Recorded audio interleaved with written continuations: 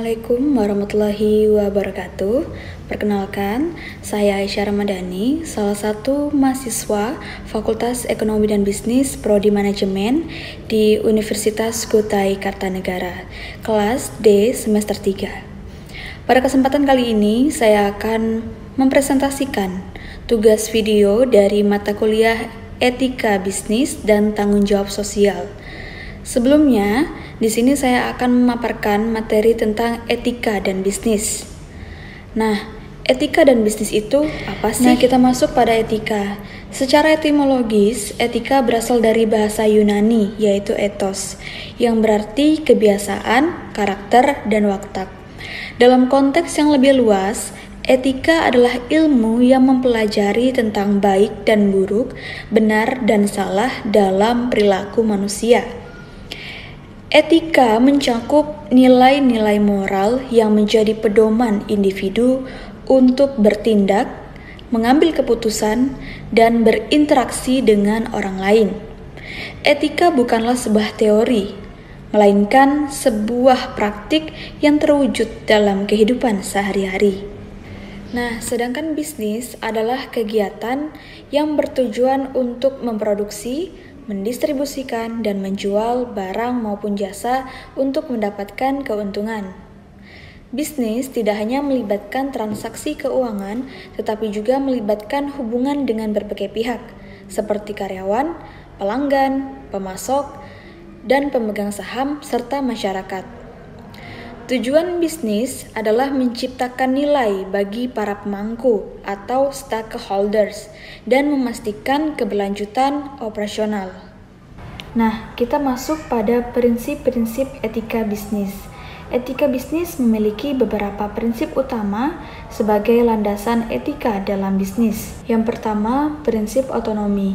Prinsip ini menegaskan bahwa setiap para pelaku bisnis harus memiliki kebebasan dan kesadaran dalam mengambil keputusan yang bertanggung jawab. Pelaku bisnis tidak boleh hanya mengikuti aturan tanpa memahami alasan di baliknya. Yang kedua adalah prinsip kejujuran atau honesty. Kejujuran adalah fondasi dari semua hubungan, termasuk dalam bisnis. Prinsip ini mencakup semua kejujuran dalam berjanji, membuat kesepakatan, dan berkomunikasi dengan pelanggan, karyawan, serta mitra bisnis. Yang ketiga adalah prinsip keadilan atau justice. Prinsip keadilan menuntut adanya persamaan sikap terhadap semua pihak. Hal ini tidak boleh ada diskriminasi dalam hal gaji, promosi, maupun hal lain yang berkaitan dengan pekerjaan. Prinsip keadilan juga berarti mendistribusikan keuntungan dan beban secara proporsional. Yang keempat, prinsip saling menguntungkan atau mutual benefit. Prinsip ini yaitu setiap pihak yang terlibat dalam transaksi dan hubungan bisnis harus sama-sama mendapatkan keuntungan atau manfaat. Tidak boleh ada yang dirugikan demi keuntungan pihak lain.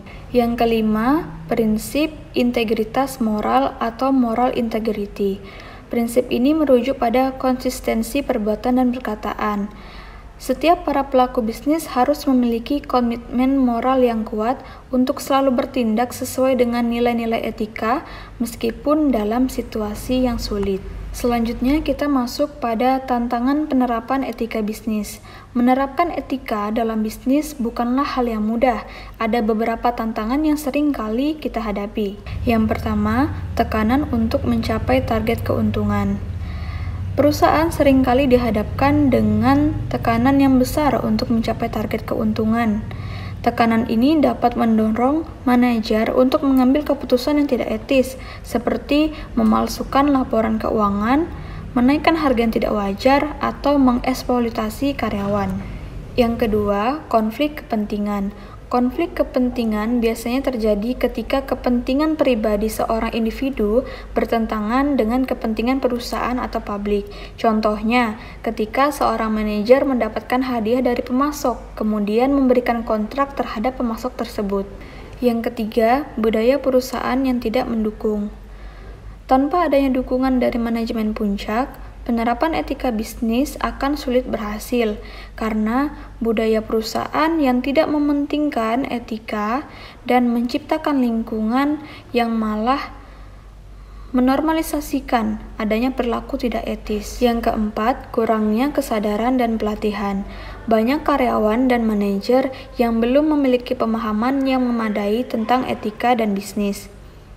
Mereka mungkin tidak menyadari bahwasannya penggunaan aset perusahaan demi kepentingan pribadi adalah pelanggaran etika. Nah, kita masuk pada manfaat menerapkan etika dan bisnis. Meskipun penuh tantangan, menerapkan etika dan bisnis memiliki manfaat signifikan bagi perusahaan. Yang pertama, membangun reputasi dan kepercayaan. Yang kedua, meningkatkan loyalitas pelanggan. Yang ketiga, menarik dan mempertahankan karyawan terbaik. Yang keempat, mencegah masalah hukum. Dan yang kelima, meningkatkan keberlanjutan jangka panjang. Selanjutnya kita akan masuk pada kesimpulan. Etika dan bisnis bukanlah dua entitas yang berbeda, melainkan dua sisi dari mata uang yang sama. Di dunia bisnis yang semakin kompleks dan kompetitif, etika bukan lagi menjadi sebuah pilihan, melainkan menjadi sebuah keharusan. Penerapan etika bisnis yang kuat memberikan fondasi yang solid bagi perusahaan untuk membangun reputasi, menumbuhkan kepercayaan, dan mencapai keberlanjutan. Meskipun untuk beretika dalam sebuah bisnis selalu memiliki tantangan, namun manfaat yang dihasilkan jauh lebih besar. Oleh karena itu, bisnis yang sukses di masa depan adalah bisnis yang tidak hanya menguntungkan, tetapi juga bisnis yang bermoral dan bertanggung jawab. Nah, itu tadi penjelasan mengenai etika dan bisnis. Kurang dan lebihnya saya memohon maaf, saya akhiri. Wassalamualaikum warahmatullahi wabarakatuh. Sampai jumpa.